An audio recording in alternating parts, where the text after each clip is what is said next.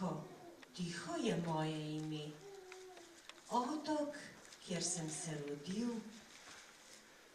je zelo lep. Okoli njega ne vidiš drugega kot le morje. Moja mama je izvalila samo eno jajce, iz katerega sem se izvalil jaz.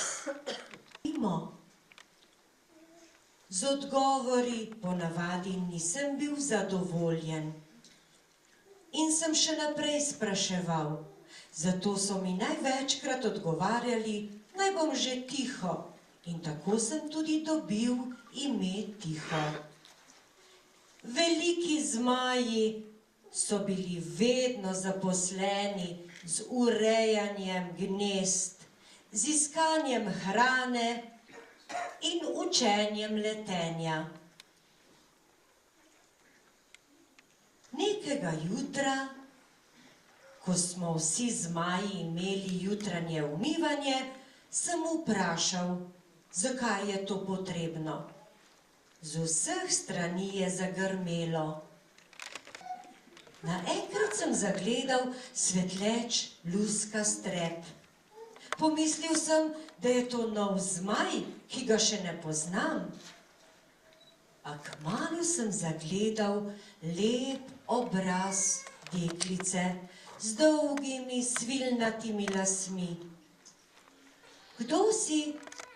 Sem jo želel vprašati, vendar mi je od vznemirjenja ušel ogenj. Gobček.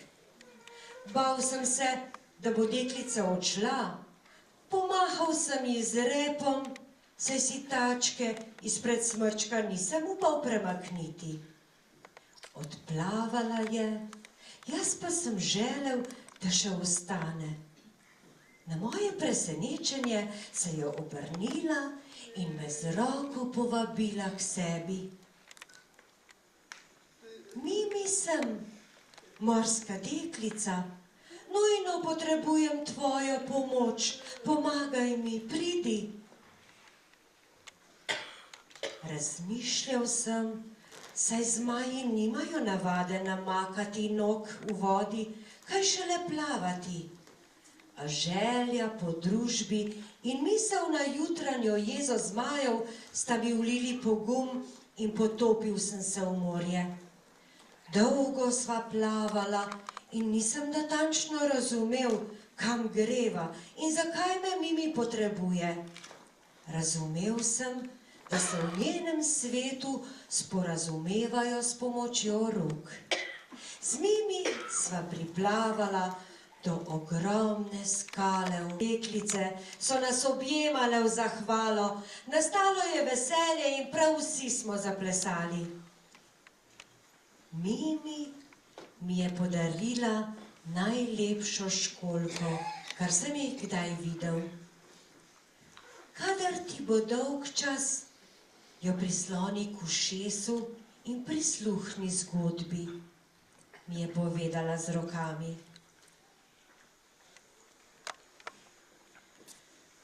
Postal sem utrujen in lačen. Pogrešal sem mojo posteljo, mamo in očeta, pravzaprav vse prijatelje.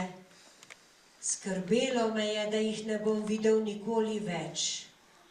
Prebudil sem se, ob meni pa so bili prijatelji, ki so me zaskrbljeno gledali. Jaz pa sem jim povedal zgodbo o srečanju z morsko deklico. Z zanimanjem so me poslušali, me objemali in se veselili mokre oči. Vprašal sem jo, mamica, zakaj imaš mokre oči? Z nasmehom mi je rekla, da so to solze sreče in ponosa, ker sem razumel deklico brez besed in ji pomagal.